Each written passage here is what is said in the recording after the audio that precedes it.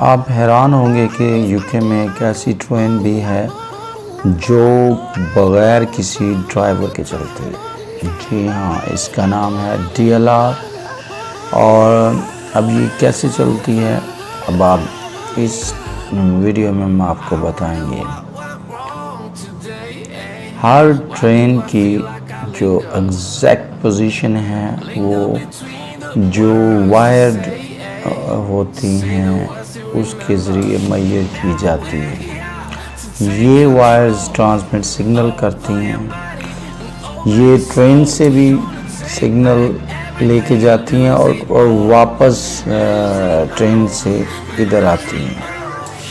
ये हर 25 मीटर पर इस तरह का लूप होता है।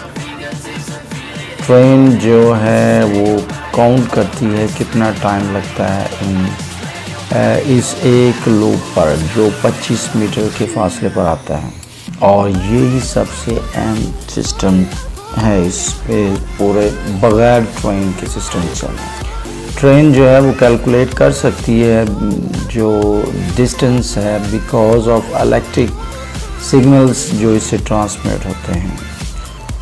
ये ट्रेन का कंप्यूटर सिस्टम है, ब्रेन है ये कंप्यूटर का, यानी कि नर्व सेंटर है। ये फ्रंट जो है इसमें एक डायरेक्शन पे चल रहा होता है।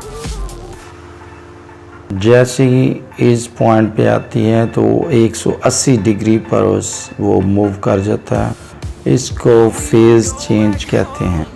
ये डिवाइस जो है मेजर करती है जो डायरेक्शन है। तो इस तरह ट्रेन की जो पोजीशन है वो वाज़ेह होती है। अब इसके बाद एक और सिस्टम है, वो देखता है कि जो इसमें कितनी देर लगती है इसको पहिए को रोटेट करने में। इन पोजीशन की वजह से ट्रेन का कोई भी जो फासला है वो कुछ मीटर का भी पता चल जाता है। हर ट्रेन की एग्जैक्ट स्पीड और उसकी जो पोजीशन है वो इस जो सेंटर है कंप्यूटर पे वहाँ पे आ जाती है। इसको कंट्रोल सेंटर कहते हैं।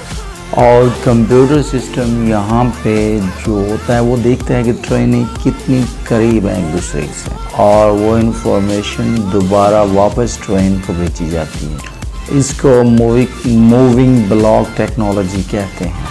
और कन्वेंशनल जो फिक्स ब्लॉक सिस्टम होता है उसके मुकाबले में ये बहुत ज़्यादा इफेक्टिव है। ये सिस्टम जो है बहुत ही सेफ है, इसकी वजह से ड्राइवर की ज़रूरत नहीं होती। ड्राइवर जो है वो सिर्फ टिकट चेक करता है या उसमें डोर वगैरह उसने ओपन करनी होती है, उसके पास एक की होती है, उसकी वजह से वो खोलता है। अब आप देख रहे हैं इस ट्रेन में कोई ड्राइवर नहीं है। ये DLR ट्रेन है, आप देख रहे हैं कोई ड्राइवर नहीं। Thanks for watching.